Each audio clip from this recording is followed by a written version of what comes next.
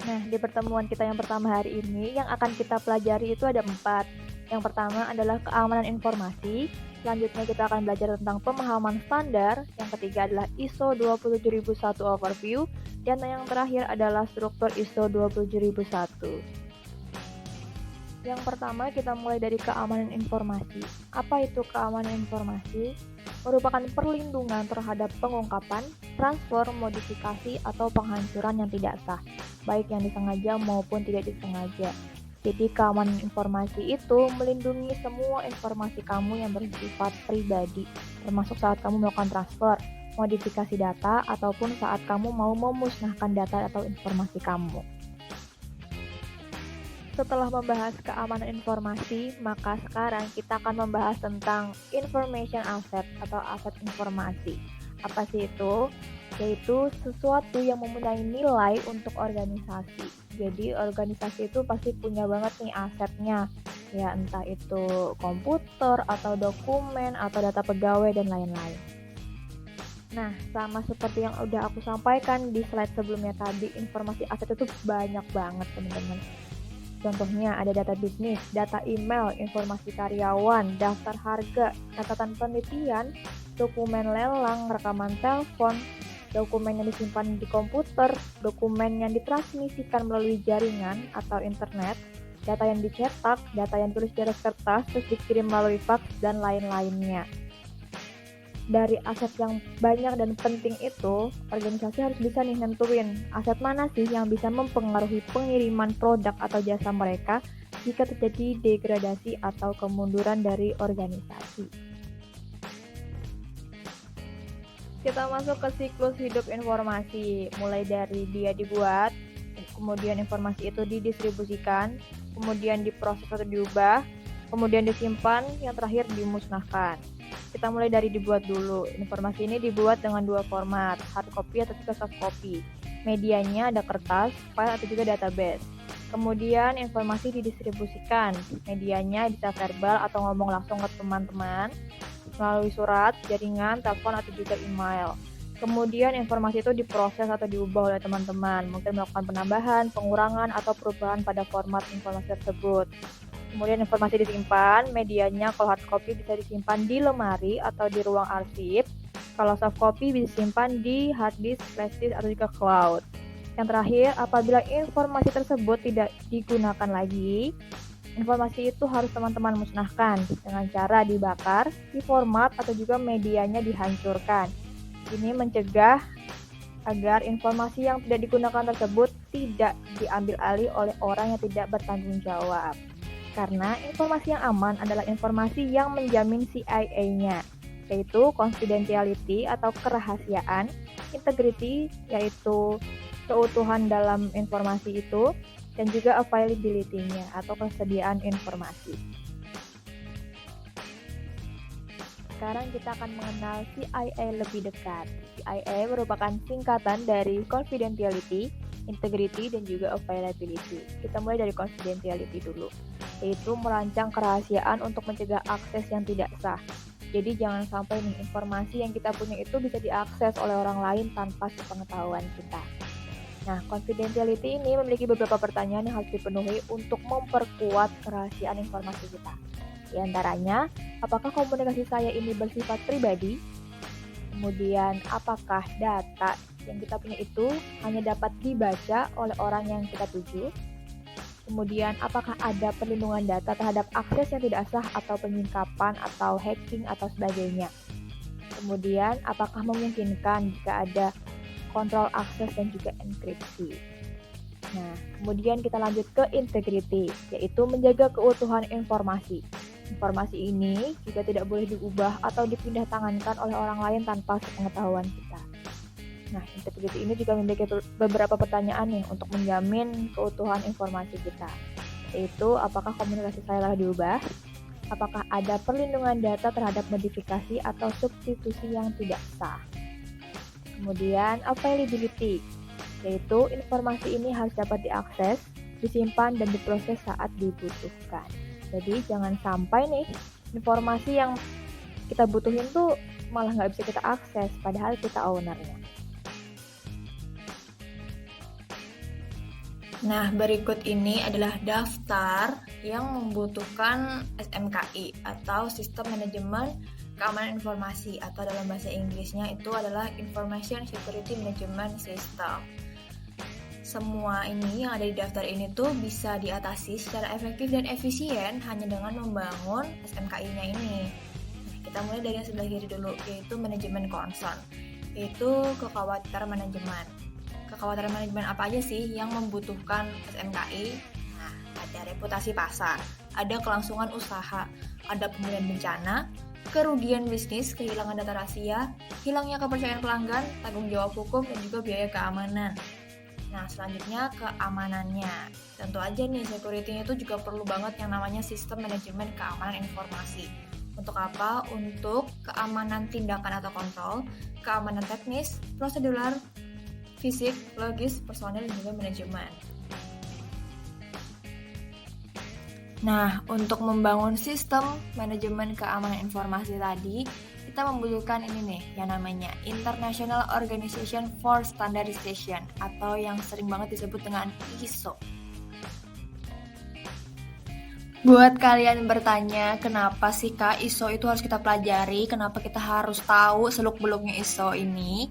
Nih, karena ISO merupakan organisasi internasional non-governmental yang memiliki 162 badan standar nasional. ISO itu penting banget buat dilakukan dan diadopsi oleh organisasi atau perusahaan, karena yang pertama, meningkatkan kepercayaan konsumen dan seluruh stakeholder. Selanjutnya, menunjukkan tata kelola yang baik dalam penanganan sistem. Jadi di sini tuh bakal dilakukan uji kelayakan sistem dengan cara auditing gitu. Selanjutnya, menjadi nilai tambah bagi organisasi atau perusahaan, dan juga ISO ini sudah diakui oleh seluruh dunia. Kenapa harus menggunakan standar internasional? Karena standar internasional biasanya lebih efektif dan efisien dalam penerapan dan juga keamanannya, karena spesifikasi mereka sudah kelas dunia. Kalau tadi kita belajar ISO secara keseluruhan, nah sekarang kita akan belajar tentang ISO 27001, di mana ISO inilah yang akan kita pelajari selama 16 pertemuan ke depan. Kita mulai dari pengertiannya dulu. ISO 27001 ini merupakan dokumen standar untuk Sistem Manajemen Keamanan Informasi atau SMKI dengan memberikan gambaran umum apa saja yang harus dilakukan dalam mengimplementasikan atau mengadopsi konsep-konsep keamanan informasi di perusahaan. Jadi ISO 27001 ini menjadi standar untuk manajemen keamanan informasi bagi organisasi atau perusahaan. Nah, sistem manajemennya ini udah pasti berjalan efektif dan efisien karena udah sesuai sama standar internasional. Ini dia kumpulan ISO 27000 series. Kita mulai dari yang pertama, ISO 27000 itu membahas tentang overview and vocabulary. ISO 27001 itu membahas tentang audit requirements. 27002 itu membahas tentang code of practice. 27003 itu tentang ISMS implementation guidelines. 27004 itu tentang ISMS metrics and measurement. 20005 itu membahas tentang ISMS risk management, dan yang terakhir 20006 itu membahas tentang requirements for bodies providing audit and certification of ISMS. Teman-teman nggak perlu pusing karena di semester ini kita hanya akan fokus ke ISO 27001. Nah, sekarang kita akan melihat nih perbedaannya ISO 27001 tahun 2005 dan juga ISO 27001 tahun 2013. Kita lihat yang pertama yang tahun 2005, yaitu memiliki 5 klausa dengan spesifikasi SMKI dari perspektif manajer. Klausa-klausanya itu adalah Information Security Management System, Management Responsibility, Internal ISMS Audits, Management Review of the ISMS, dan juga ISMS Improvement. Lalu yang tahun 2013 memiliki 7 klausa dengan penamaan yang lebih singkat tapi padat banget materinya. Dan 7 klausa tersebut adalah Context of the Organization, Leadership, Planning, Support, Operation, Performance Evaluation, dan juga Improvement. Nah, ISO 27001 tahun 2013 inilah dengan 7 klausa ini yang akan kita pelajari selama 16 pertemuan ke depan. Kita lanjut membandingkan ISO 20001 tahun 2005 dengan ISO 20001 tahun 2013. Kita mulai dari tahun 2015 dulu.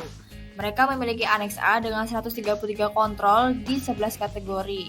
Tapi standar ini tuh masih menerima kontrol dari sumber lain apabila kontrol tersebut tidak ada di dalam Aneks A mereka.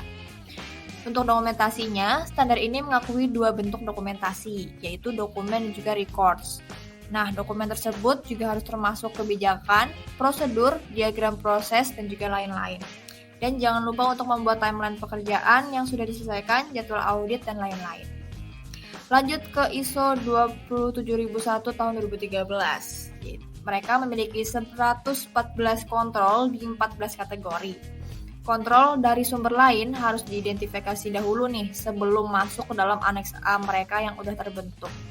Untuk dokumentasinya, standar ini tidak membedakan dokumen atau record, jadi bebas kalian mau bikin dokumentasinya dalam bentuk apapun. Dengan syarat, dokumen atau record harus sesuai persyaratan kontrol yang sama. Perbandingan lainnya adalah kalau standar tahun 2005 ini mengikuti proses model PDCA, yaitu Plan, Do, Check, dan Action. Sedangkan tahun 2013 tidak menentukan proses model manapun, tapi mensyaratkan bahwa harus dilakukan perbaikan secara terus-menerus.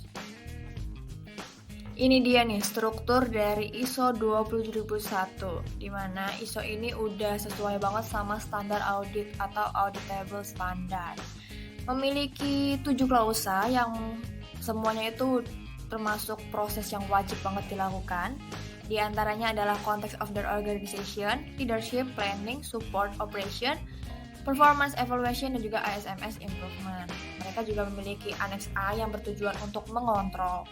Memiliki 14 domains, 35 kontrol yang objektif, dan juga 114 kontrol.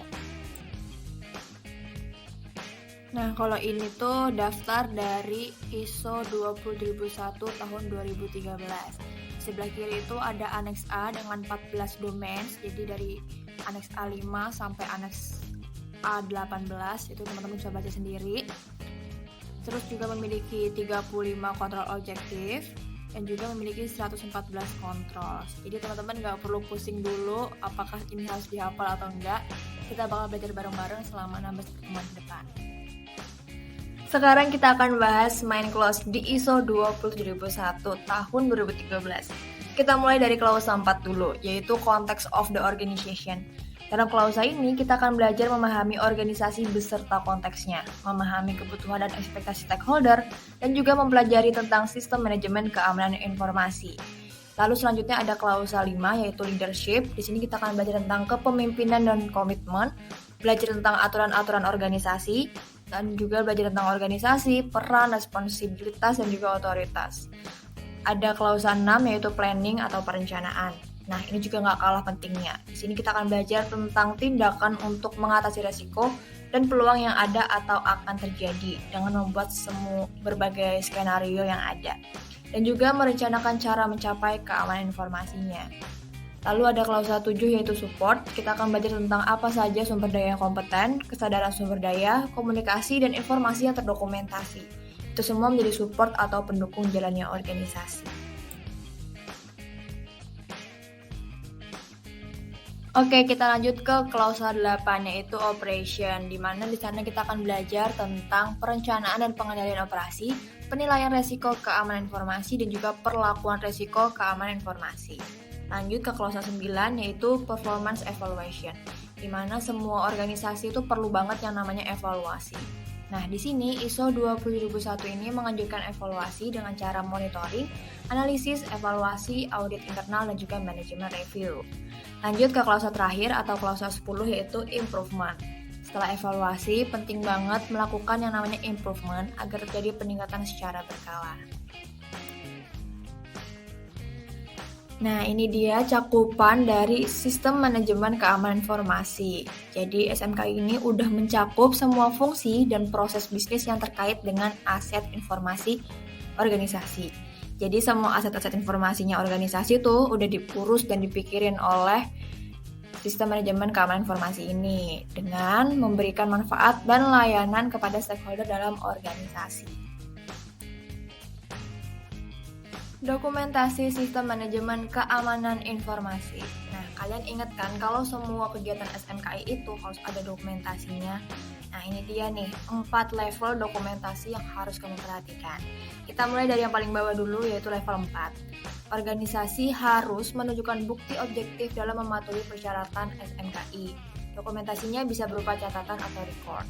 Naik ke level 3, dokumen tentang menjelaskan bagaimana tugas dan kegiatan spesifik dilakukan. Nah, dokumentasinya ini bisa dengan melampirkan instruksi kerja, checklist, formulir kegiatan, dan lain-lain. Kita naik lagi ke level 2, semakin mengerucut ke internal organisasi, yaitu menjelaskan proses, siapa aktornya, apa kegiatannya, kapan dilaksanakannya, di mana tempat pelaksanaannya. Nah, dokumentasinya itu berupa lampiran prosedur kegiatan. Dan di level 1 merupakan dokumen inti organisasi, karena berisi kebijakan, cakupan penilaian resiko, dan surat pernyataan penerapan SMKI. Dokumentasinya menggunakan ISMS manual, yaitu Apex Document.